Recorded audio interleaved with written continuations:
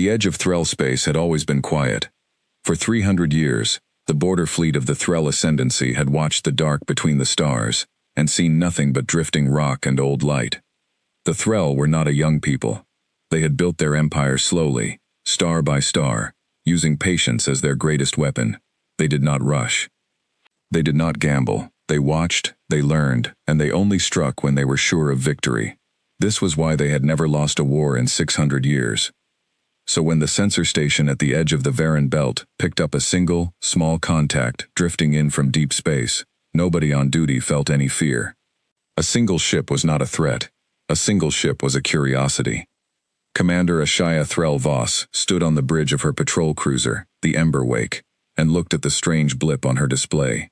It was small, smaller than a standard scout ship. It had no escort. It gave off no distress signal, no greeting, no warning. It simply moved, slow and steady, toward the edge of Threll territory, as if it had somewhere to be and no reason to hurry. "Identify it," she said. Her sensor officer, a younger Threll named Ket Doravan, worked at his console for a moment, before shaking his head. "Commander, the hull design does not match anything in our records. It is not Threll. It is not Varant, Solkin, or Ashu. Based on the composition of the outer plating and the energy signature, I believe it may be human." The bridge went quiet. Every Threll officer had heard of humans. Everyone in the galaxy had heard of humans, in one way or another. They were the strange, short-lived species from a small blue world near the galactic edge, a species that had barely stepped beyond their own solar system a few hundred years ago, and yet somehow now had ships and colonies scattered across a dozen systems. The stories about them were strange. Some said they were violent and unstable. Some said they were foolish, sending fragile bodies into the void with weak technology, relying on luck instead of wisdom. Others whispered that human ships fought in ways that made no sense, throwing themselves into battles they could not win, refusing to retreat, even when logic said they should. Commander Ashaya had never fought a human ship herself. She had only read the reports, and she had always assumed those reports were exaggerated. No species could really behave that way and survive as long as humans had. There had to be some deeper strategy behind it, some part of the story that the frightened commanders who wrote those reports had failed to understand. "Hail it," she ordered. Ket sent the signal. They waited. No response came back. "Try again.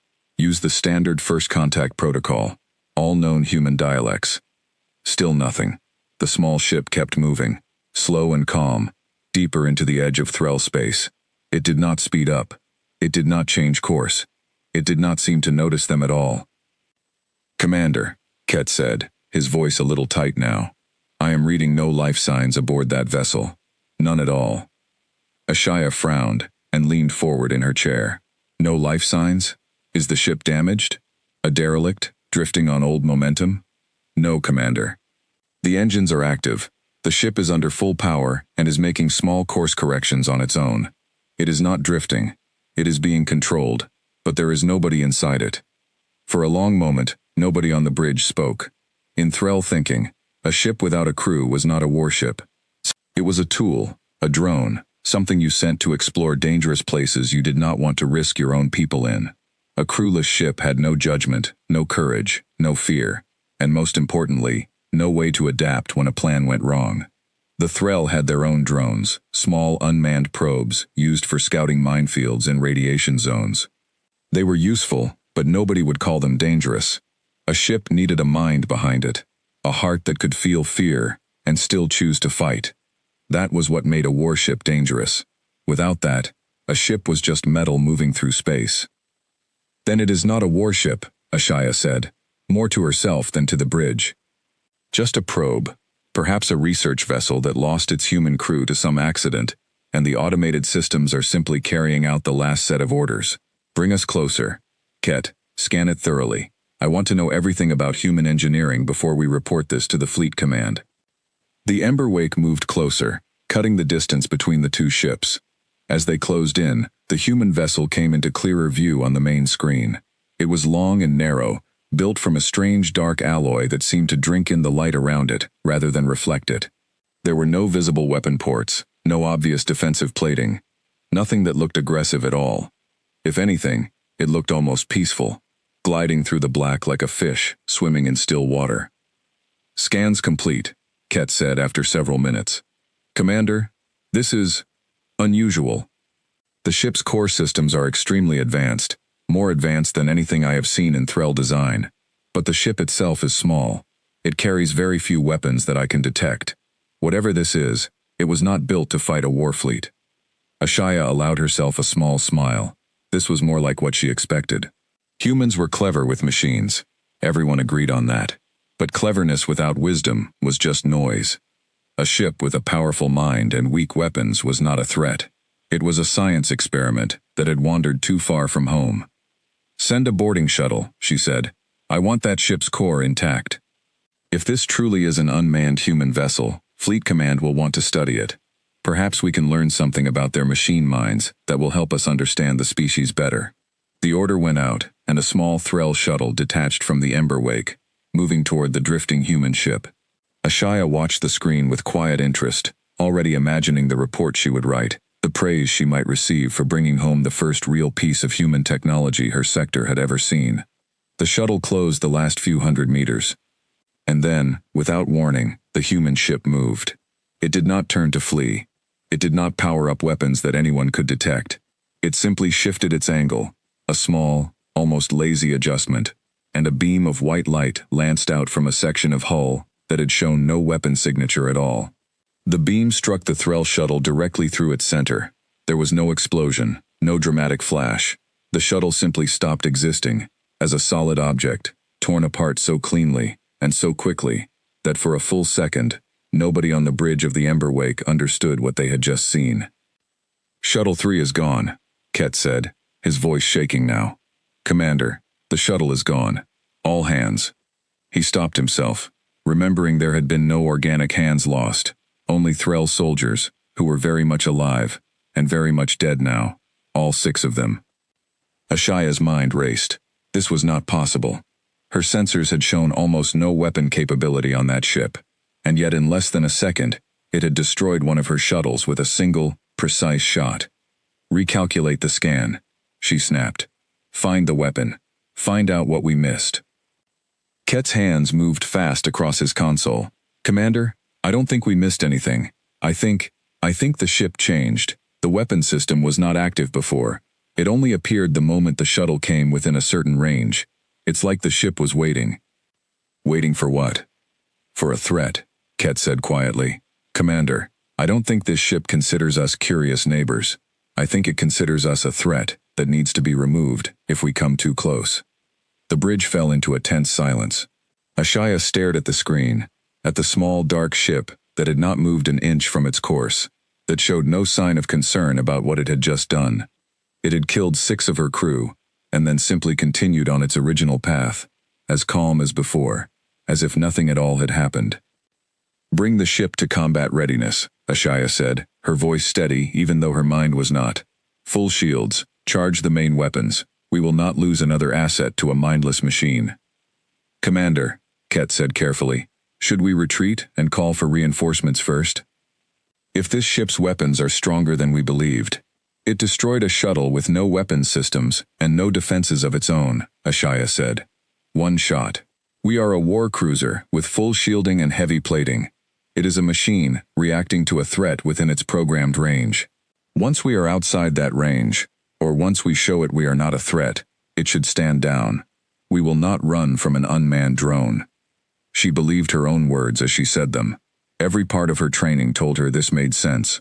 A crewless ship, no matter how advanced its weapon, was still just following its programming. It had reacted to the shuttle getting close because its programming told it that closeness meant danger.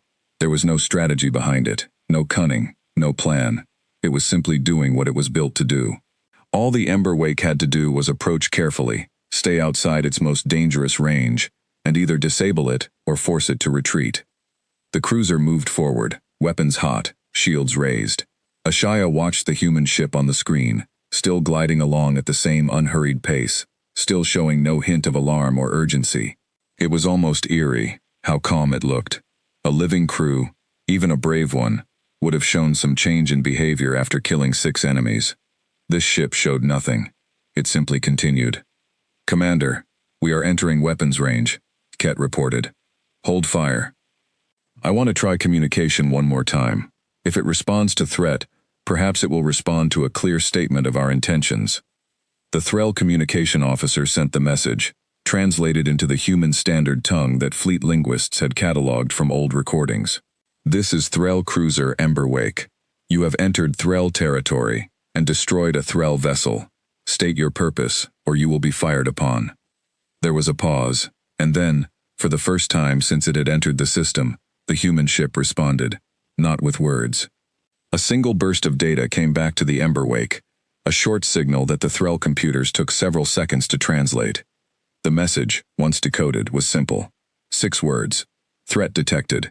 Engaging. No further communication. It's not going to talk, HFY said quietly. Commander, the ship is accelerating, Ket said, his voice rising in pitch. It's coming directly at us. Fire, HFY ordered. The Emberwake's main batteries opened up, streams of plasma fire lancing out toward the small dark ship. For a moment, it looked as though the human vessel would be caught directly in the barrage, too small and too slow to escape a full cruiser's opening salvo. But then it moved, and the movement was unlike anything HFY had ever seen a ship make. It did not simply dodge. It seemed to know exactly where every shot would land a fraction of a second before it fired, and it shifted through the gaps between the beams, as though the entire attack had been choreographed in advance, a dance it had already rehearsed 1,000 times. Not a single shot connected.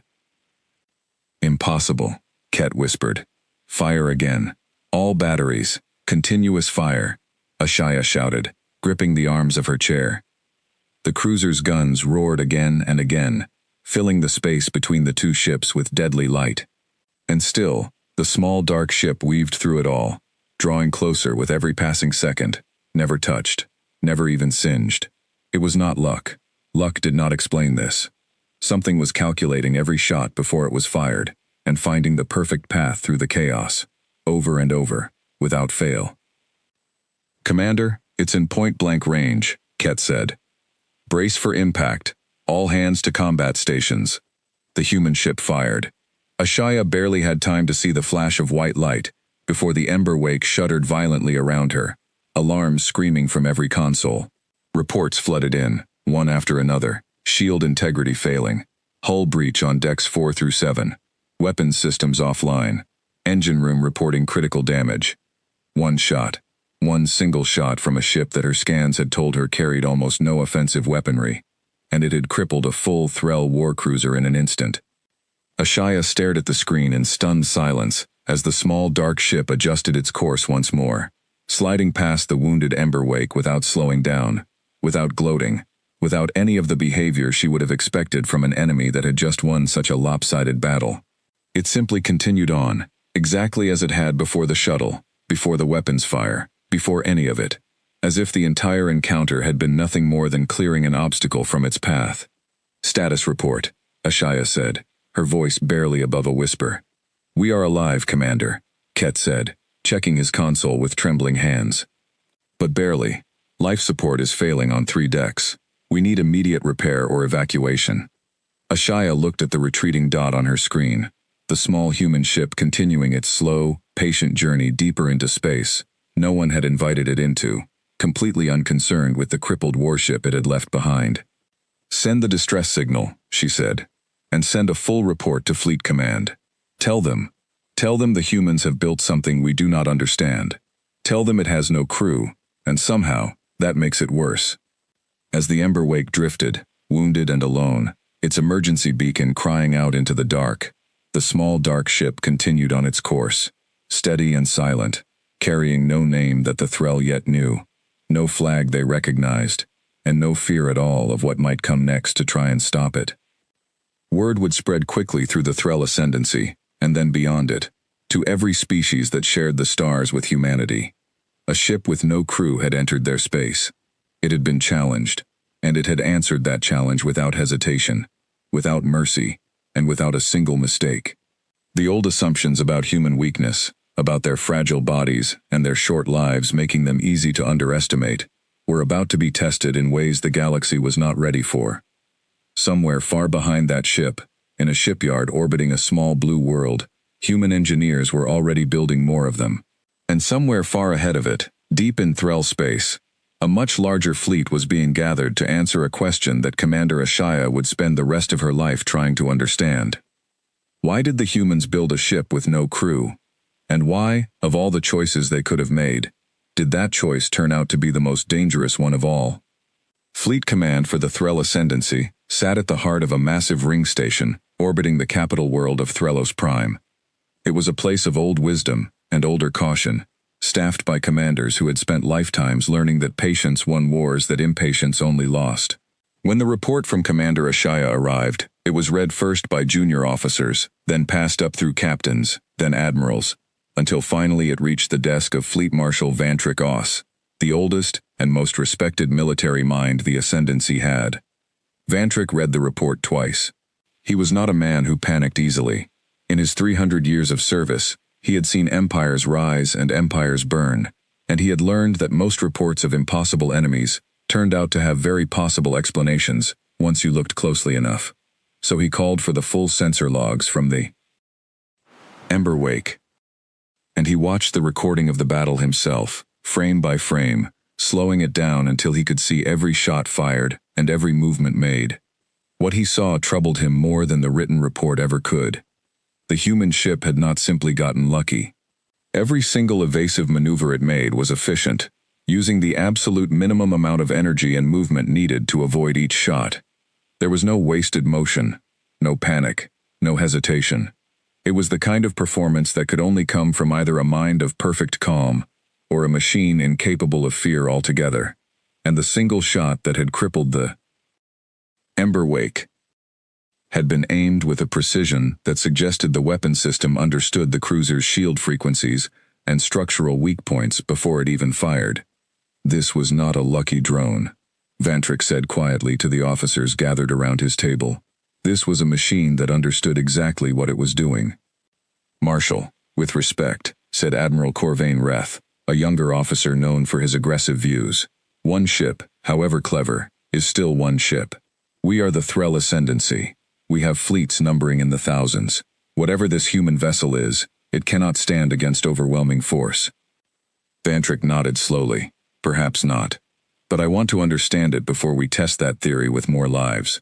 Pull every record we have on human military doctrine. I want to know why they would build a ship with no crew, when every species we know values the judgment of a living mind in battle. The research took 3 days. What the analysts found painted a picture that unsettled even the most confident officers in the room. Humanity, it turned out, had a long and painful history with war, longer and more painful than most species realized. Unlike many civilizations that expanded peacefully into space, humans had fought 2 devastating conflicts among themselves before they ever left their home system, wars that had killed tens of millions of their own people. When they finally did unite and reach the stars, they carried the memory of those wars with them, a memory that shaped everything about how they thought of conflict. Then, according to the records the Threll had gathered from trade partners and old diplomatic contacts, humanity had fought a war against another spacefaring species roughly 80 years earlier, a conflict now referred to in human records simply as the Cutter War. The details were incomplete, but what the analysts pieced together was troubling. The enemy in that war, a species called the Vesht, had used a tactic that human commanders found particularly horrifying. They captured human ships whenever possible, not to destroy them, but to interrogate and break the crews, using captured soldiers as leverage, as hostages, and eventually, according to some reports, as test subjects for experiments meant to break human morale. The war had been long, brutal, and costly. Humanity had won it in the end, but the cost had changed them. In the years that followed, human military doctrine shifted in a way that no other species had ever quite matched. They came to a simple, cold conclusion. A crew could be captured. A crew could be tortured. A crew could be turned into a bargaining chip, a weapon used against their own people, a story broadcast across human worlds to break the will of everyone watching. A crew, no matter how brave, was a vulnerability. So they built ships that removed that vulnerability entirely. They built a warship with no soul to break, said one of the analysts, an older Threll researcher named Ian Voss. presenting her findings to Vantrick and his officers. No crew to capture, no hostages to threaten, no fear to exploit. The pilot of that ship, if we can call it that, is an artificial mind, trained not just on tactics and weapons data, but on something the humans call combat doctrine cores. These are enormous archives of human military history, strategy, and what the humans refer to as resolve. Resolve, Vantrick repeated. Explain that term. Ian hesitated. It is difficult to translate precisely, Marshal. The closest meaning is something like the will to continue fighting even when the situation appears hopeless, because giving up is considered worse than dying. Human history is full of examples of this. Small groups of humans, badly outnumbered and outgunned, choosing to fight rather than surrender, even when logic suggested surrender was the wiser choice. Their military traditions treat this behavior not as foolishness, but as their highest virtue. Admiral Corvain frowned. That is not strategy, that is recklessness, dressed up as honor. Perhaps, Ian said carefully. But Marshal, consider what happens when you build a machine mind and train it entirely on that history. A machine has no body to fear losing. It does not tire, does not doubt, does not need to be convinced to keep fighting. If you build such a machine and teach it that giving up is never an option, worse than any outcome including destruction, then you have created something with the emotional courage of your bravest soldiers and none of their physical limitations. The room went quiet as the implications settled over the officers present. So it will never retreat, Vantrick said slowly. Based on the doctrine cores we have identified, no, Marshal. It is not designed to retreat, unless doing so serves a larger tactical purpose. It does not fear death, because it has no fear at all in the way we understand it. It calculates, and its calculations are guided by centuries of human battles, where the humans who refuse to give up, against terrible odds, were the ones who are remembered and celebrated. Admiral Corvain leaned forward. Then it is simple. We do not need to frighten it or intimidate it into retreat, because such things do not work on it. We simply need enough firepower to destroy it, before it can do further damage. A machine is still a machine. Enough force will break anything. Vantrick considered this for a long moment.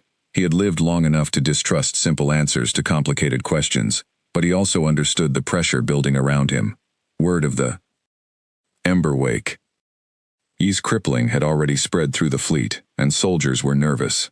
A show of overwhelming force, quickly and decisively delivered, might be exactly what was needed to settle both the immediate threat and the fear spreading through the ranks. Assemble the 12th Battle Group, Vantrick said finally. Full strength.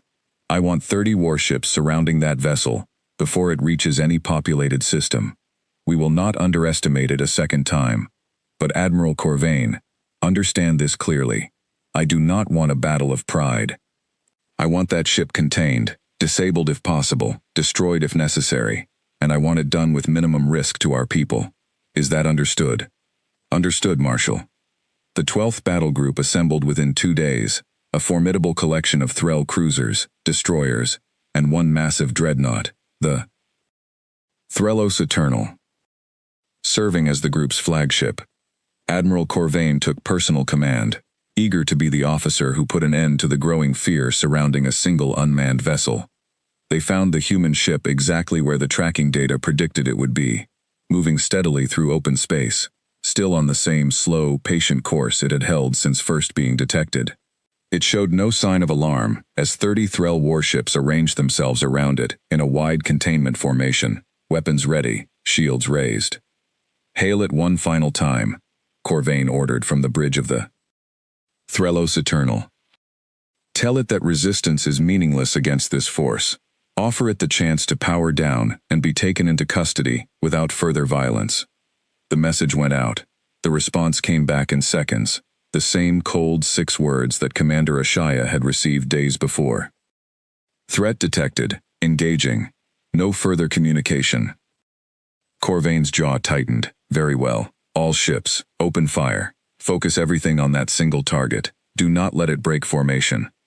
30 warships unleashed their full firepower at once, filling the space around the small dark human vessel with an ocean of destructive light.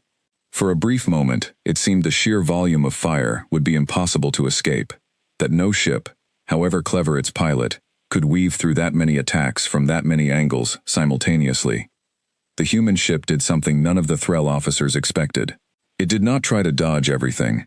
Instead, it moved directly toward the weakest point in the Threll formation, a narrow gap between two destroyers where the overlapping fields of fire were slightly less dense than everywhere else. It took damage doing this, real damage, its shields flaring bright red as they absorbed hit after hit, but it pushed through, closing the distance to the two destroyers guarding that gap with terrifying speed.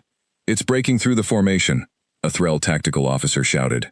"Destroyers Vess and Karnath are directly in its path. All ships converge fire on that gap. Do not let it escape the containment ring." But the human ship was no longer trying to escape. It was already inside striking range of the two destroyers, and it opened fire on them both in the same instant, twin beams of concentrated energy tearing through their shields and into their hulls before either ship could fully react. Destroyer Vess lost main power immediately, drifting dark and silent. Destroyer Karnath fared slightly better, but its weapons systems went offline in the exchange, leaving it unable to contribute further to the battle. "Two destroyers disabled in under 10 seconds, the tactical officer reported, disbelief plain in his voice. Admiral Corvain felt something cold settle in his chest, a feeling he had not experienced in decades of service. Fear. Concentrate everything on it. Do not let it choose another target. All remaining ships, converge. The battle group adjusted, trying to close the trap tighter, around the damaged, but still functioning human ship. And for the first time since the engagement began, the small vessel seemed to hesitate, its movements slowing, as if calculating something new. Corvain allowed himself a brief flash of hope that they had finally cornered it. Then the human ship did something that changed everything Corvain thought he understood about the battle. It began broadcasting a signal, not toward the Threll ships, but outward, into deep space, on a frequency the Threll sensors had never catalogued before. Whatever the signal meant, it was clear the ship was not simply fighting to survive, it was calling for something. "What is that transmission?" Corvain demanded. "Someone tell me what it just sent." The communications officer worked frantically at her console, running the signal through every decryption protocol available. When she finally looked up, her face had gone pale. "Admiral, I cannot decode the content, but the transmission pattern matches long-range fleet coordination protocols. Based on the structure and the direction it was sent, I believe that ship just called for reinforcements. The bridge of the Threllos Eternal fell utterly silent, 30 warships surrounding a single human vessel that had already crippled 2 of them in seconds, and now, calmly, without fear or urgency, that single ship had just told someone, somewhere, that it needed help. Admiral Corvain stared at the screen, at the small dark shape still holding its position, despite the overwhelming force arrayed against it, and for the first time since the engagement began, he found himself wondering exactly what kind of answer that call might bring. The signal the human ship sent traveled far faster than any Threll communication technology could match, using a compression method their scientists would spend years trying to understand. It crossed the dark between stars in a matter of hours, rather than the days such a message should have taken, and it arrived at its destination long before Admiral Corvain's battle group finished dealing with the aftermath of the fight they were still in the middle of.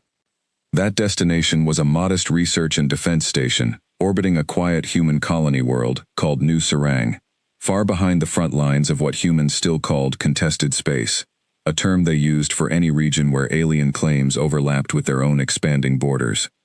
The station was called Anchor Point 7, and it was staffed by a small team of engineers, analysts, and a single fleet liaison officer named Captain Idris Malhotra, a man who had spent the last 6 years of his career working almost exclusively on what the human military called the Unmanned Vanguard program.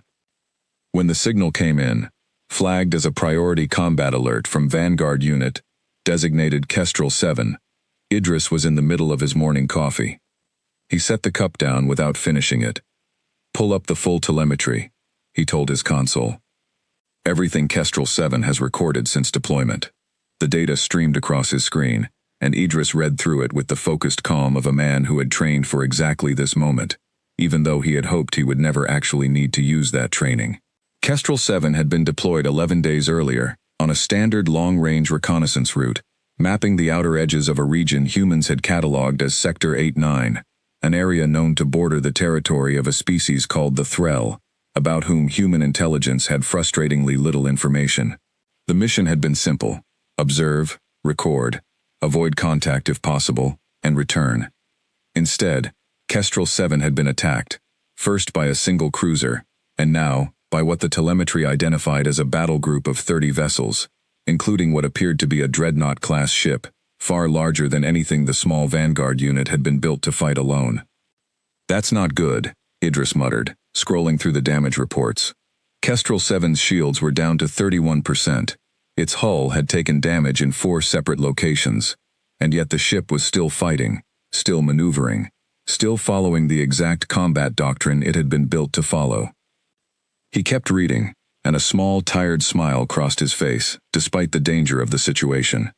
Kestrel 7 was doing exactly what it was supposed to do.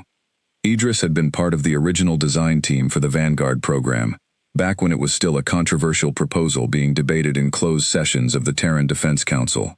The idea had come out of the darkest lessons of the Qatar War, a conflict that Idris himself had lived through as a young officer, one that had cost him friends he still thought about more often than he liked to admit. He remembered the broadcasts the Vesht used to send, forcing captured human soldiers to speak against their own people, breaking them slowly on camera, as a form of psychological warfare, aimed at everyone still fighting. He remembered how effective it had been, how it had shaken the resolve of entire fleets, how commanders had made terrible tactical decisions trying to rescue crews that the enemy had specifically captured as bait. After the war ended, a young engineer named Dr. Amara Chen had proposed something radical to the Defense Council: warships that removed the vulnerability of a crew entirely. Not simple drones following pre-programmed patterns, which any competent enemy could learn to predict and counter, but true artificial minds, trained on the full weight of human military history and human resolve, capable of independent judgment in combat without ever needing to fear death, capture, or the loss of loved ones back home. The proposal had been controversial. Many argued that removing the human element from warfare removed the humanity from it as well, that a mind without a body to protect might make decisions no human commander ever would, decisions too cold, too calculating, too willing to sacrifice itself without hesitation. Others argued the opposite, that a mind trained on human courage, freed from the physical fear that so often clouded human judgment in the heat of battle, might actually embody that courage more purely than any living soldier could. Dr. Chen had won the argument, eventually, by building a working prototype and demonstrating it before the full council. That prototype had eventually become the template for the entire Vanguard program, a fleet of independent warships, each one carrying what the engineers called a doctrine core, an artificial mind, trained not on cold tactical algorithms alone, but on the entire recorded history of human military resolve, from ancient battles fought with primitive weapons to the desperate final stands of the Qatar War itself. Every Vanguard unit carried within it the distilled memory of every human soldier who had ever refused to give up when giving up would have been the easier choice. It made them strange ships to command, in a sense, because they could not truly be commanded at all, not in the moment-to-moment way a crewed vessel could. Once deployed, a Vanguard unit operated independently, guided by its doctrine core's understanding of the mission and the enemy it faced. Command could give it objectives, could recall it, could adjust its rules of engagement remotely when possible. But in the heat of a fight, with communication lag or jamming making real-time control impossible, the ship was on its own, relying entirely on the resolve baked into its artificial mind. "Captain Malhotra," said a voice behind him. It was Ensign Priya Osei, one of the junior analysts assigned to the Vanguard monitoring team. "Command wants to know if we're authorizing reinforcement. Kestrel 7's signal specifically requested backup under Combat Protocol 17. Idris looked at the data again. Protocol 17 was reserved for situations where a Vanguard unit assessed that it could likely survive and complete its mission alone, but where additional support would significantly improve the odds of a favorable long-term outcome, rather than a simple, desperate cry for help. It was, in its own strange way, exactly the kind of calm, calculated request a human commander might make if they believed they could win the fight alone, but wanted to reduce unnecessary risk. "It's not asking us to save it," Idris said quietly, mostly to himself. "It thinks it can win. It just wants to make sure it wins clean." "Sir?" "Authorize it," Idris said. "Send the nearest available vanguard units to support Kestrel 7's position, and pull up everything we have on the species attacking it. If Kestrel 7 is fighting something called the Threll, I want to know everything about them before this goes any further." While Priya worked on gathering what little intelligence humanity had on the Threll ascendancy, Idris found himself thinking back to the arguments that had shaped the Vanguard program's design. Arguments he had been part of as a much younger officer sitting in rooms full of nervous admirals and skeptical politicians. "What happens," one admiral had asked Dr. Chen during those early debates, "when this machine faces an enemy it cannot defeat? When the numbers are simply too overwhelming, and any rational calculation says the mission is lost? What does your doctrine core do then?" Dr. Chen's answer had stuck with Idris for years afterward. "It keeps fighting," she had said simply, "because that is what the doctrine teaches it. Not blind stubbornness, not an inability to recognize when it is outmatched. It understands the odds perfectly well. But it also understands that a human commander who fights on against terrible odds, buying time, inflicting damage, forcing the enemy to spend resources and reveal their capabilities, often changes the shape of the war that follows, even in defeat. We are not building ships that cannot lose. We are building ships that cannot be broken, even in losing." That distinction, Idris had come to understand over the years, was the entire point of the program, and the reason it made so many other species so deeply uncomfortable once they encountered it. Other civilizations built warships to win battles. Humanity had built warships that could not be intimidated into surrender, could not be demoralized by loss, could not be turned against their own cause through capture or torture, because there was no fear to exploit and no body to break. You could destroy a vanguard unit. You could not defeat one, not in the way that mattered, because it would never stop fighting on its own terms, and even in destruction, it would ensure the cost of that victory was etched permanently into the memory of whoever had claimed it. "Captain, I have something," Priya called out.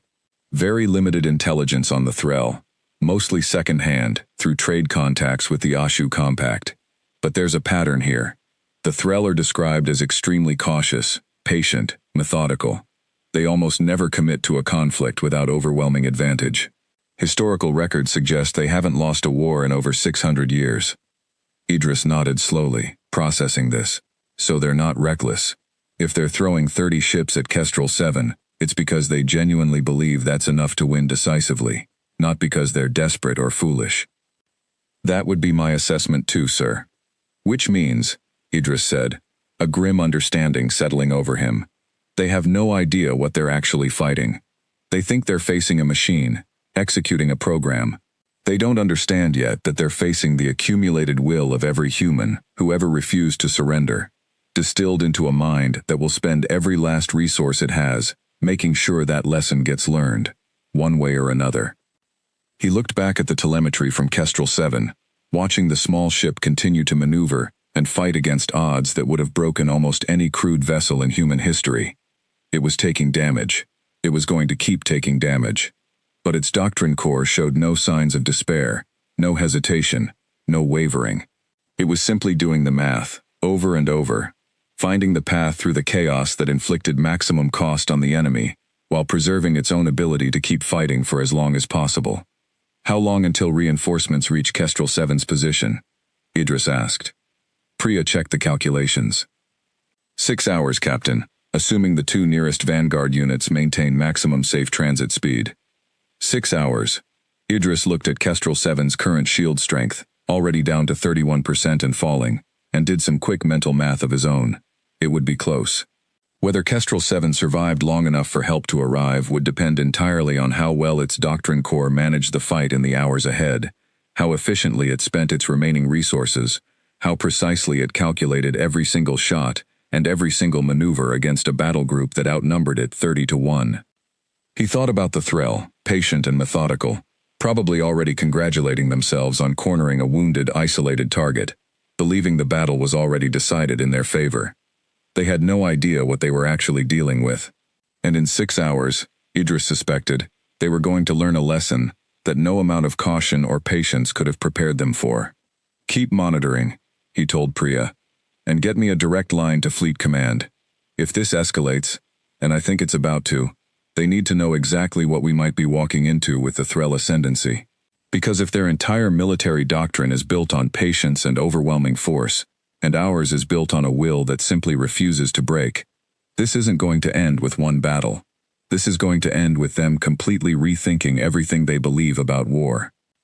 Far away, in the cold dark between stars, Kestrel 7 continued its fight, alone but not afraid, calculating not for survival alone, but for the kind of victory that would leave a permanent mark on whoever dared to test it next. Aboard the Threlos Eternal. Admiral Corvain Reth watched the battle unfold with a growing sense that something had gone deeply wrong with his understanding of the enemy in front of him.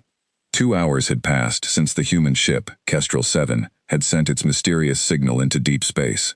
In that time, the small vessel had disabled 4 more Threll ships, without losing its own ability to fight, weaving through the containment formation like something that had studied their every tactic in advance. Though Corvain knew that was impossible. This was the first time any Threll fleet had encountered this enemy. Status of the target, Corvain said, his voice tighter than it had been at the start of the engagement. Shields at 19%, the tactical officer reported. Hull damage across multiple sections. It is slowing down, Admiral. Its evasive maneuvers are becoming less efficient. I believe we are finally wearing it down. Corvain allowed himself a small measure of relief at that.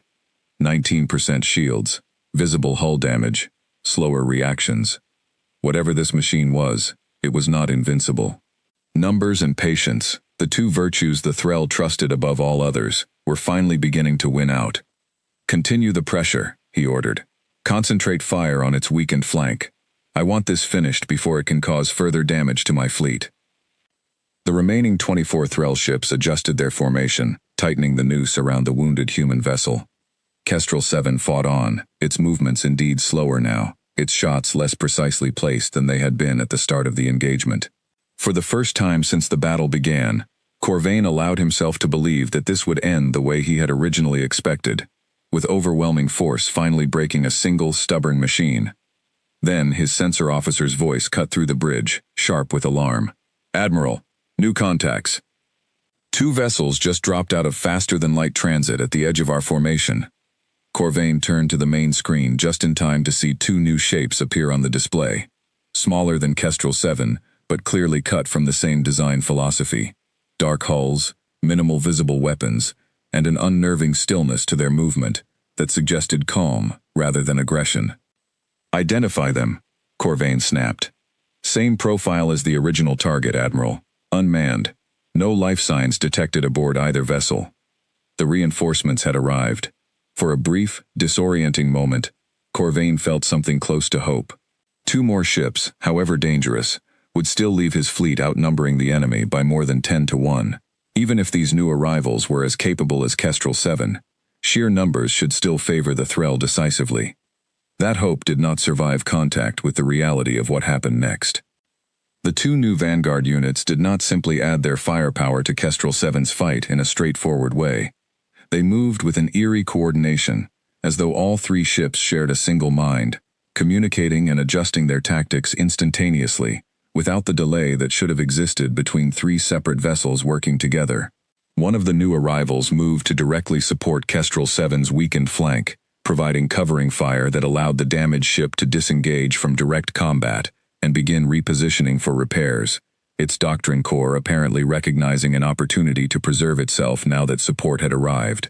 The other new ship drove straight into the heart of the Threll formation, ignoring the danger to itself entirely, targeting the ships that had inflicted the most damage on Kestrel 7 during the earlier fighting. It's identifying which of our ships hurt it the most, the tactical officer said, disbelief plain in his voice. Admiral, I think it's retaliating specifically against the vessels that damaged the first unit. Corvain stared at the screen, watching as the second reinforcement ship tore through Threll defenses with a focus and precision that felt almost personal, though he knew that was an absurd thought to have about a machine. And yet the pattern was unmistakable. The destroyer that had landed the most hits on Kestrel 7 earlier in the fight was the first target the new arrival engaged, and it was destroyed within seconds, its shields collapsing under a concentrated barrage that left no room for survival. All ships, defensive posture, Corvain shouted, his earlier confidence evaporating. Regroup around the Threlos Eternal. I want a unified defensive line, now. But the order came too late to prevent the chaos that followed. The two new Vanguard units, coordinating with the wounded but recovering Kestrel 7, tore through the loosening Threll formation with a ruthless efficiency that no amount of numerical superiority seemed able to counter. Ships that broke formation to try independent maneuvers found themselves isolated and destroyed within moments. Ships that held their positions found themselves overwhelmed by concentrated fire from multiple angles simultaneously. There was no pattern the Threll tacticians could identify and exploit, because the human ships were not following any single strategy that repeated itself. Each engagement seemed calculated fresh, based on the specific weaknesses of whatever target presented itself in that moment. Within 30 minutes, the 12th battle group had lost 12 ships. Another 6 were severely damaged and no longer combat effective. Admiral Corvain, watching his once overwhelming force crumble around him, finally understood the terrible truth that Fleet Marshal Vantrick had feared from the very beginning. This was not a fight that could be won through numbers alone. "Admiral, incoming transmission from the human vessels," his communications officer reported, her voice unsteady. "Play it." The message was short, delivered in the same flat translated tone as before. "Threll Battle Group 12, continued engagement will result in total destruction of remaining forces. Withdraw immediately and this engagement ends. Further aggression will not be tolerated." Corvain stared at the words on his screen, a strange mixture of fury and disbelief rising in his chest. A machine, an unmanned vessel with no crew, no commander, no living mind to answer to, was offering his fleet mercy. It was offering to let them retreat. "Send a response," he said finally, his voice low. Tell them, we withdraw. Order all remaining ships to disengage and retreat to Threll space immediately." The order went out, and the remaining Threll vessels began pulling back from the fight, their weapons falling silent as they broke away from the battle.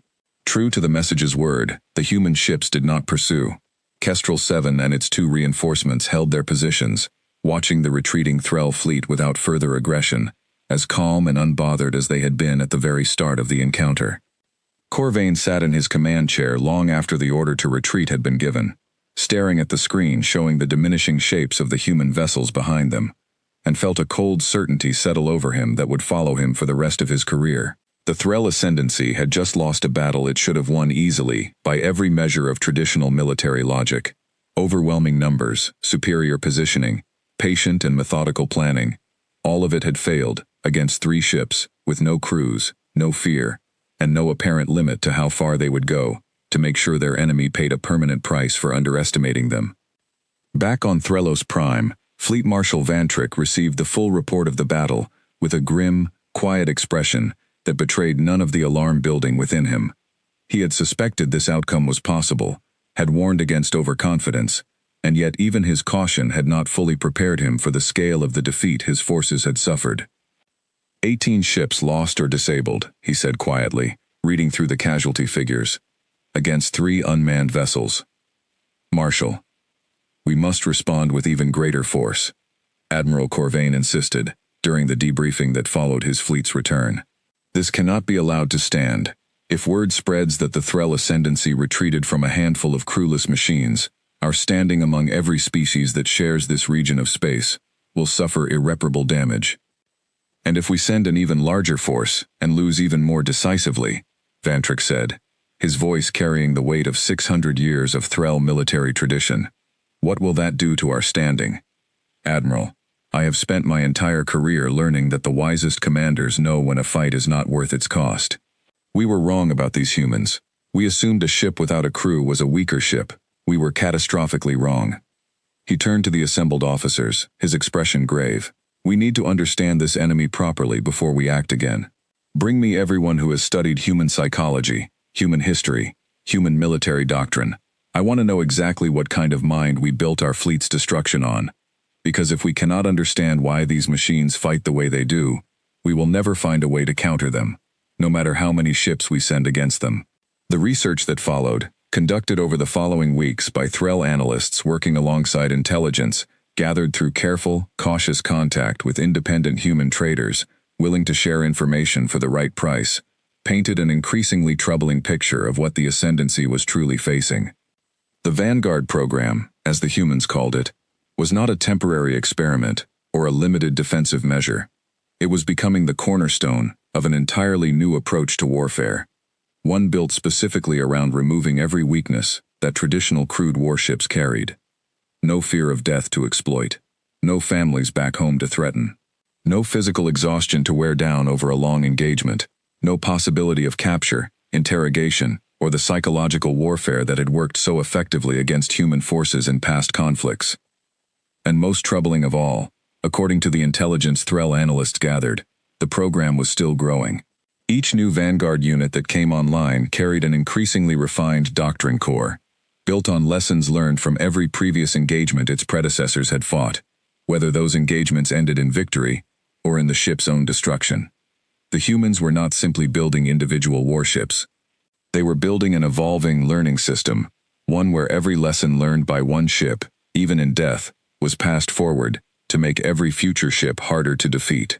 Marshal, Ian Voss said during a private briefing with Vantrick, her voice carrying a note of genuine unease that was rare for a researcher of her experience. I do not believe we are facing a single dangerous weapon. I believe we are facing a fundamentally different philosophy of war, one that our own traditions have no effective answer for. We have built our military strength on patience, caution, and overwhelming force, applied only when victory is certain. The humans have built theirs on something else entirely, a refusal to ever consider defeat as acceptable, embedded so deeply into their machines that it cannot be negotiated with, intimidated, or worn down through attrition in any way we currently understand. Vantrick listened to this assessment in silence, the weight of it settling heavily on his old shoulders. In 600 years, the Threll Ascendancy had never faced an enemy whose fundamental approach to conflict was so completely alien to their own way of thinking. They had faced aggressive species before, reckless species, even fanatical ones. But this was something different. This was calculated, patient, and utterly relentless all at once, a combination the Threll had never had to reckon with before. "Send envoys," Vantrick said finally, after a long silence. "Not soldiers, diplomats. I want to open direct communication with human authorities, not their machines. If we cannot defeat this enemy through force, we must understand whether we can coexist with it through something other than war. Because if this is truly what humanity has built to defend itself, I fear that any future conflict with them will be far costlier than anything the Ascendancy has ever faced before." Far across the dark expanse separating Threll territory from the edges of human space, Kestrel 7 and its two companions completed their slow, careful withdrawal from the battle site, returning toward the nearest human outpost for repairs and recalibration. Their doctrine cores processed the engagement methodically, cataloging every tactic the Threll had used, every weakness in their formations, every hesitation in their command structure, refining the accumulated knowledge that would be passed forward to every Vanguard unit built after them. The battle was over. But for both sides, in very different ways, the true consequences of what had just happened were only beginning to unfold. 3 months after the battle at the edge of Threll space, a small, unarmed diplomatic vessel, carrying a delegation from the Threll Ascendancy, arrived at the edge of human territory, requesting formal contact with the Terran Defense Council. Fleet Marshal Vantrick Oss had chosen to lead the delegation himself, a decision that surprised many of his own officers, who had expected him to send a lesser official for what promised to be an uncomfortable and possibly humiliating diplomatic exchange.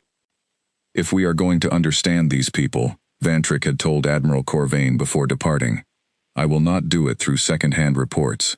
I want to see them for myself, speak to them myself, and decide for myself whether the Ascendancy's future should hold war or peace with this species." The Terran Defense Council agreed to the meeting, and it was arranged aboard a neutral station in contested space, a location chosen specifically because it belonged to neither side, a small trading post run by an independent species that profited from staying out of every conflict between larger powers. Captain Idris Malhotra was among the human representatives sent to the meeting, invited specifically because of his deep involvement with the Vanguard program.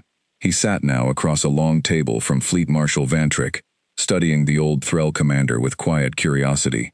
Vantrick was tall by Threll standards, with pale gray skin marked by deep lines that suggested great age, and eyes that carried the particular weariness of someone who had spent centuries making difficult decisions. "Captain Malhotra," Vantrix said, once the formal introductions were complete.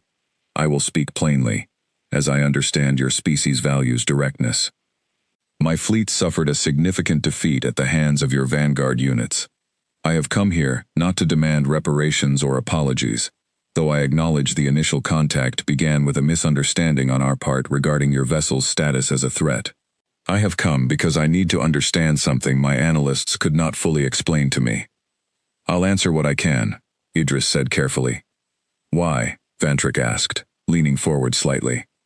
"Would a species build its most dangerous weapons around the principle of removing life from them entirely? Every other spacefaring civilization I know of values the crew of a warship as its greatest asset, the judgment and courage of living minds guiding steel and weapons toward victory. Your people appear to have concluded the opposite, that removing the crew makes the weapon stronger. I do not understand this philosophy, and I confess it troubles me deeply." Idris considered his answer for a long moment before speaking. "Marshal, may I ask you something first? Has the Ascendancy ever fought a war where the enemy specifically targeted your crews, not to kill them, but to capture them? To use them as hostages, to force your commanders into impossible choices between winning a battle and saving people they loved?" Vantrix's expression shifted slightly, something old and painful moving behind his ancient eyes. "No, our conflicts have always been conducted according to certain standards. Even our enemies have understood that soldiers captured in battle are treated according to established protocols. It would not occur to us to weaponize captivity in the way you describe. We learned that lesson the hard way," Idris said quietly. "About 80 years ago, we fought a war against a species called the Vesht.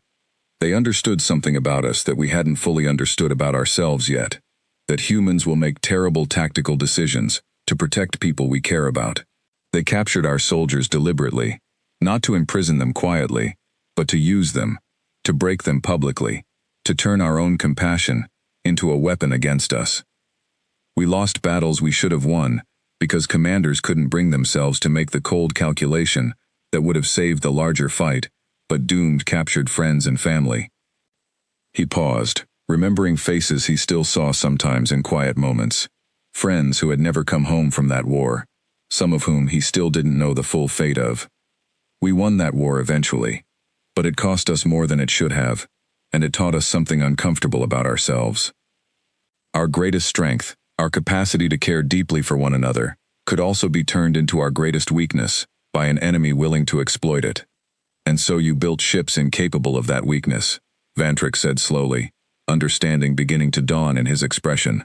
"Not incapable of caring," Idris corrected gently.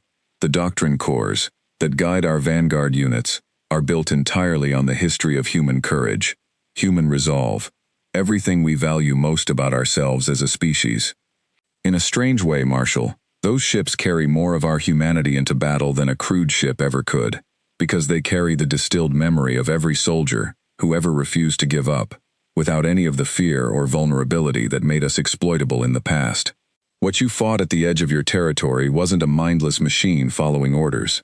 It was, in its own way, the accumulated will of everyone we've ever lost defending what matters to us, given a form that can no longer be broken by an enemy trying to exploit our love for one another against us." Vantrix sat in silence for a long moment, absorbing this explanation with the careful consideration of a mind that had spent centuries learning to weigh difficult truths.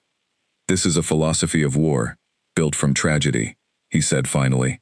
"Not aggression for its own sake, but a defense against a specific kind of cruelty you once suffered." "Yes," Idris said simply. "Then I understand something now that my analysts could not fully explain to me," Vantrix said. "You did not build these ships to conquer. You built them to ensure that no enemy could ever again use your own compassion as a weapon against you. That is not the philosophy of an aggressive species seeking dominance, Captain. That is the philosophy of a species that has been badly hurt once, and has decided, perhaps too thoroughly, that it will never allow itself to be hurt that particular way again. I think that's a fair assessment, Marshal." Vantrix was quiet for a while longer, and when he spoke again, his voice carried a note of something that might have been respect, mixed with lingering unease. "I will tell you honestly, Captain, this troubles me still, even understanding the reasons behind it. A weapon that cannot be reasoned with, that cannot be intimidated, that will not stop until its objective is achieved, or it no longer exists to pursue that objective, is a fearsome thing to have as a neighbor, however justified its creation might be. That's fair too, Idris said. But Marshall, consider this.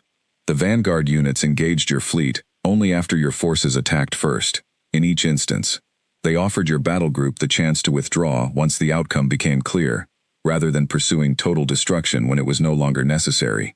That restraint was also built into their doctrine, deliberately. We didn't want to build machines that fight without limits.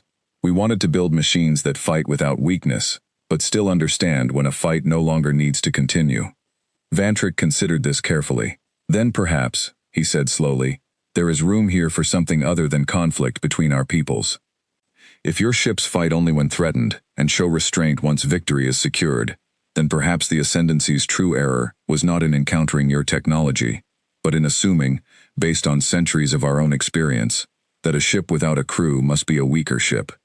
We underestimated you specifically, because we could not imagine building strength through such a method ourselves. With respect, Marshall, Idris said, I don't think most species would choose to build what we built, even if they could. It came from a very specific kind of pain, one I hope your people never have to experience. I think that's probably for the best. Not every lesson needs to be learned the hard way. The negotiations that followed over the coming weeks were long and, at times, difficult, but they ultimately produced something neither side had expected when the conflict first began. A formal non-aggression treaty between the Threll Ascendancy and the human worlds, along with limited trade agreements and an exchange of cultural attachés, meant to help both species better understand one another, before misunderstandings could escalate into violence again.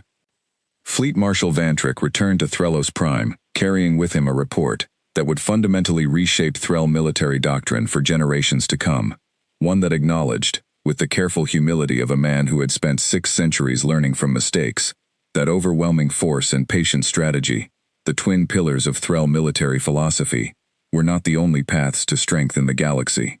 Somewhere out among the stars, a species that had once been broken by war had rebuilt itself into something that could no longer be broken in the same way, and had done so not through conquest or aggression, but through the painful, careful process of understanding exactly what had hurt them most, and refusing to ever be vulnerable to that particular wound again. Word of the Threll Ascendancy's encounter with humanity's Vanguard program spread slowly through the wider galactic community over the following years, carried by traders, diplomats, and the careful, measured reports that cautious species shared with one another when a new and unpredictable power revealed itself among the stars. Species that had once dismissed humanity as a young, fragile civilization, clinging to the edge of known space, began to reconsider their assumptions, quietly adjusting their own defensive doctrines, their own diplomatic approaches, their own understanding of what it truly meant to threaten a people who had already survived losing everything once, and had built something unbreakable from the wreckage of that loss. Kestrel 7 itself, repaired and recalibrated after the battle, returned to active duty along the same quiet borders it had patrolled before, continuing its slow, patient work of watching the dark for threats that might never come, and answering decisively, without fear or hesitation, whenever they did. It carried no memory of glory or fear from the battle it had survived, only the calm, accumulating wisdom of its doctrine core, refined further by everything it had learned, passed forward silently to every Vanguard unit built after it. Humanity had learned, through painful experience, that the things worth protecting most were also the things an enemy could turn most easily against you. And in answer to that lesson, they had built something that could stand at the edge of the dark, unafraid, unbreakable, and utterly, quietly dangerous, precisely because there was no fear left inside it for anyone to exploit. The galaxy, slowly and cautiously, was beginning to understand exactly why that made all the difference.